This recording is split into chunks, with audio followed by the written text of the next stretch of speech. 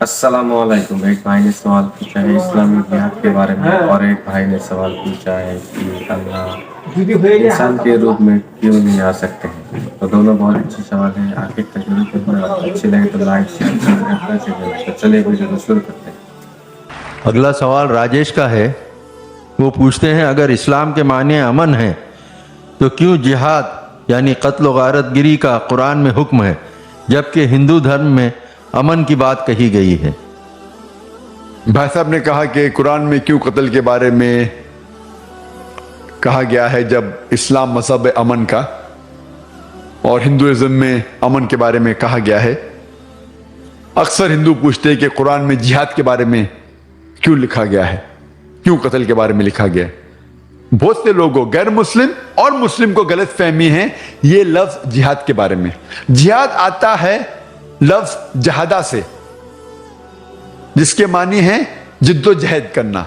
लोगों को गलत फहमी है कि कोई भी जंग, कोई भी मुसलमान अगर कोई भी जंग लड़ रहा है, चाहे खुद के फायदे के लिए हो, चाहे अपने नाम के लिए हो, चाहे माल के लिए हो, उसे कहते हैं जिहाद। जिहाद के माने ये नहीं कि कोई भी मुसलमान कोई भी जंग लड़ रहा है, चाहे खुद के फायदे के लिए हो, खुद के नाम के लिए हो, खुद के माल के लिए हो। जिहाद आता है लफ्ज जहादा से जिसके मानी है जिद्दोजहद, टू स्ट्राइव, टू स्ट्रगल। और इस्लाम में जिहाद की मानी है to strive against one own evil inclination, जिद्दोजहद करना अपने खुद के नफ्स के खिलाफ, बुराई के खिलाफ। जिहाद के मानी ये भी होती है कि जिद्दोजहद करना माशरे को सुधारने के लिए। जिहाद के मानी ये भी होती है कि जंग के मैदान में अपने आप को बचाने के लिए जिद्दोजहद करना। जिहाद उसे भी कहते हैं कि जंग करना जुल्म के खिलाफ, उसे भी कहते हैं जिहाद। लेकिन जिहाद के मानी है जिद्दोजहद। लोगों को गलत फहमी है और गलत तर्जुमा करते जिहाद का अंग्रेजी में as holy war. Holy war को अरबी में कहेंगे हर्ब मुकद्दसा, और ये अरबी लफ्ज हर्ब मुकद्दसा कुरान मजीद या हदीस में कहीं भी नहीं आ पाएंगे। ये लफ्ज होली वॉर सबसे पहले इस्तेमाल किया गया था क्रूसेडर्स के लिए, जब अंग्रेज अपना दीन, अपना मजहब फैला रहे थे तलवार के बल पर और हजारों लोग का कत्ल किया। उस टाइम कहते थे होली वॉर। आज की तारीख में यह लफ्ज इस्तेमाल हो रहा है मुसलमान के लिए, जो बिल्कुल गलत है। और जब हम पढ़ते हैं दिगर मज़ाहिब की किताबों के बारे में, लोग गलत हवाला देते हैं कुरान मजीद का और लोगों को गलत फहमी में डाल देते। कई क्रिटिक इंक्लूडिंग अरुण शूरी इस भारत के है, उनने भी किताब लिखी वर्ल्ड ऑफ फतवास, और एक आयत को हमेशा कोट करते, सूरह तौबा सूरह नंबर 9 आयत नंबर 5। और वो कहते हैं काफी क्रिटिक्स अरुण शूरी भी कि कुरान में लिखा हुआ है सूरह तौबा सूरह नंबर 9 आयत नंबर 5 में कि जहां भी आप काफिर को पाएंगे उनका कत्ल करो। और उनका कहना है ब्रैकेट में वो कहते एज दो हिंदू लोग, जहां भी आप काफिर को पाएंगे, जहां भी हिंदू को पाएंगे आप कत्ल करो। कुरान में लिखा है। जब आप कुरान शरीफ खोलते हैं और पढ़ते हैं सूरह तौबा सूरह नंबर 9 आयत नंबर 5, उसमें लिखा हुआ है जहां भी आप काफिर को पाएंगे उनका कत्ल करो, लिखा है। लेकिन आउट ऑफ कॉन्टेक्स्ट है। कॉन्टेक्स्ट के लिए हमें जाना चाहिए वर्स नंबर 1 ऑनवर्ड से। सूरह तौबा सूरह नंबर 9 में आयत नंबर 1 से हम पढ़ते, उसमें पता लगता है क्या एक मुआहदा था, एक पीस ट्रीटी थी मुसलमान और मक्का के मुशरिकों के बीच। और ये पीस ट्रीटी एक तरफा मक्का के मुशरिकों ने तोड़ा था। अल्लाह ताला फरमाते हैं आयत नंबर 5 में, अगर आप अपने आप को नहीं सुधारेंगे 4 महीने में तो ऐलान जंग। और जंग की हालत में अल्लाह ताला फरमाते हैं मुसलमानों से, जब आपके दुश्मन आएंगे, जो लोग हक को छुटलाते हैं, काफिर लोग आएंगे, तो आप डरो मत, उनसे लड़ो, उनका कत्ल करो। ये आयत मैदान जंग के बारे में है। आज की तारीख में कोई भी आर्मी जनरल अपने सिपाही की हिम्मत अफजाई के लिए कहेगा कि लड़ो, दुश्मन का कत्ल करो। वो नहीं कहेगा कि भाग जाओ, वो ये नहीं कहेगा कि झगड़ा मत करो, कत्ल मत करो और मर जाओ। ये है out of context. In context में अल्लाह ताला मुसलमानों से कह रहे मैदानी जंग में कि डरो मत, झगड़ा करो, اور ارون شوری اپنی کتاب ورلڈ آف فتوا میں آیت نمبر 5 سے جم مارتا ہے آیت نمبر 7 پر. کیوں؟ آیت نمبر 6 میں اس کے بیماری کا جواب ہے. آیت نمبر 6 میں اللہ تعالیٰ فرماتے اس کے بعد لیکن اگر کافر اگر مشرک امن چاہتا ہے اسے دے دو. امن چاہتا ہے تو اسے اللہ کا کلام سننے دو اور حفاظت کے ساتھ ایک محفوظ جگہ تک پہنچاؤ. اللہ تعالیٰ یہ نہیں کہتے کہ اسے جانے دو، لیکن اگر وہ کافر امن چاہتا ہے تو اس کو حفاظت کے ساتھ ایک محفوظ جگہ پر لے جاؤ. آج کے تاریخ میں سب سے دیالو آرمی جنرل یہ کہیں گا کہ دشمن کو جانے دو. کوئی بھی یہ نہیں کہیں گا دشمن کو حفاظت کے ساتھ محفوظ جگہ پر چھوڑاؤ. لیکن قرآن مجید میں لکھا ہے جب بھی آیت آتی ہے قرآن مجید میں قتل کے بارے میں یا اس ٹائپ کے جہاد کے بارے میں، قتال کے بارے میں، فوراً اگلی آیت میں اکثر آتا ہے امن سب سے بہتر ہے.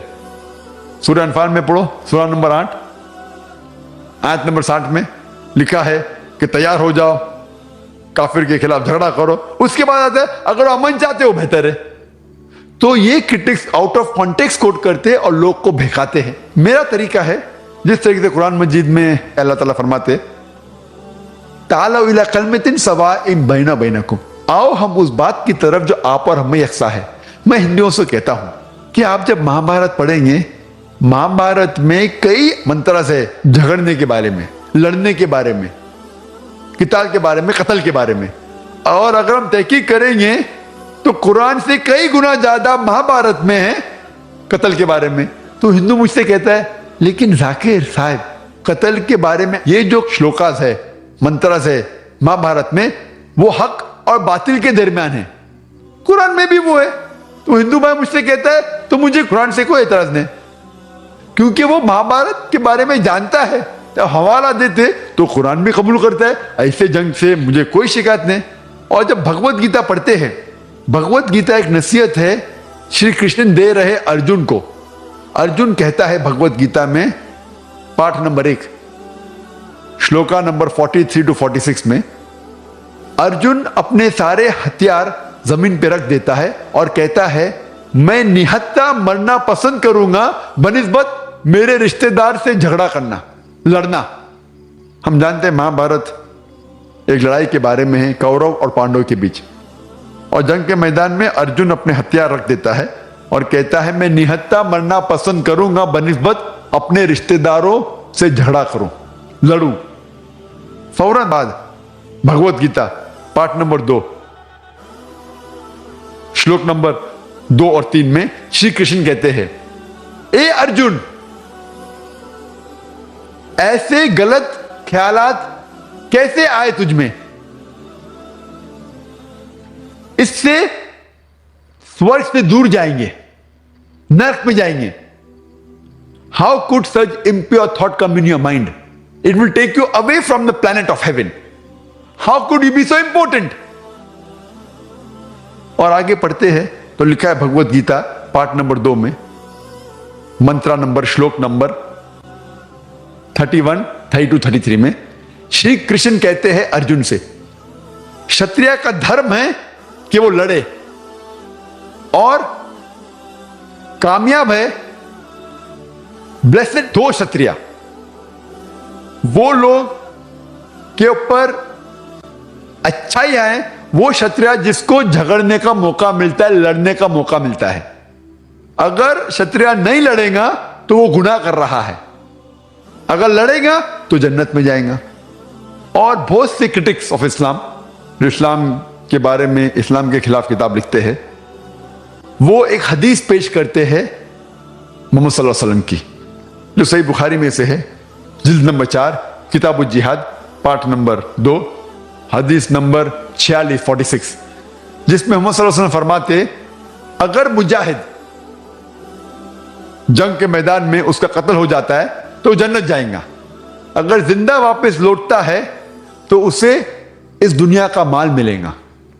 بہت سے غیر مسلمان اس حدیث کا اعتراض کرتے کیسا دھرم ہے یہ اسلام، کیسا مذہب ہے جس میں لکھا ہے کہ اگر آپ جنگ کے میدان میں جائیں گے اور مر جائیں گے تو آپ کو جنت ملیں گی، سورگ ملیں گی، واپس آئیں گے تو آپ کو دولت ملتی ہے. जब हम भगवत गीता पढ़ते हैं, भगवत गीता पाठ नंबर 2 श्लोक नंबर 37 में लिखा है, श्री कृष्ण कहते हैं अर्जुन से, ए अर्जुन उठो और लड़ो, अगर जंग के मैदान में तुम्हारा कत्ल होगा तो आप स्वर्ग में जाएंगे, अगर जिंदा वापस आएंगे तो इस दुनिया की दौलत मिलेंगी। हूबहू जो सही बुखारी में मोहम्मद सल्लल्लाहु अलैहि वसल्लम कहते हैं वही श्री कृष्ण अर्जुन से कहते हैं। मैं ये सोचता हूं कि कैसे ये क्रिटिक्स ऑफ इस्लाम में ये अरुण शूरी खुद की किताब नहीं पढ़ा, ना भगवत गीता ना महाभारत, और कुरान के बारे में खिलाफ लिखने लगा। अफसोस की बात है, खुद की किताब पढ़ेंगे तो जवाब मिलेगा। तो इसीलिए हर मजहब में जब जरूरत है किसी का कत्ल करना गलत है। कुरान मजीद में जिक्र आता है सूरह माइदा में सूरह नंबर 5 आयत नंबर 32 में, अगर कोई भी इंसान कोई दूसरे इंसान का कत्ल करता है, चाहे वो मुस्लिम हो या गैर मुस्लिम हो, वो ऐसा है कि सारे इंसानियत का कत्ल कर रहा है, सिर्फ कत्ल के बदले कत्ल, या वो शख्स इस जमीन पे फसाद फैला रहा है। ये दो वजह के अलावा कोई भी इंसान दूसरे इंसान का कत्ल कर रहा है तो वो ऐसा है कि सारे इंसानियत का कत्ल कर रहा है। और कोई भी इंसान दूसरे इंसान की जिंदगी बचाता है तो वो सारी इंसानियत को बचाता है। तो कत्ल करना एक इनोसेंट आदमी का हराम है, लेकिन जब वक्त कत्ल के बदले कत्ल या जंग के मैदान में जहाँ जरूरत है जुल्म के खिलाफ लड़ना, तो भगवत गीता में भी इसका जिक्र है, महाभारत में भी, बाइबल में भी है। तो अगर हम कॉन्टेक्स्ट पढ़ेंगे तो सही इल्म आपको लग जाएगा इस्लाम में क्या कहा गया है जिहाद के बारे में। Hope the answer the question. Paper slip पर आए हुए सवालात का ये आखिरी सवाल है। संदीप सवाल करते हैं कि क्या हम सब ये नहीं जानते कि खुदा सब कुछ कर सकता है, तो फिर मनुष्य क्यों नहीं बन सकता? अक्सर लोग कहते हैं कि खुदा सब कुछ कर सकता है, तो सवाल है वो मनुष्य आदमी क्यों नहीं बन सकता?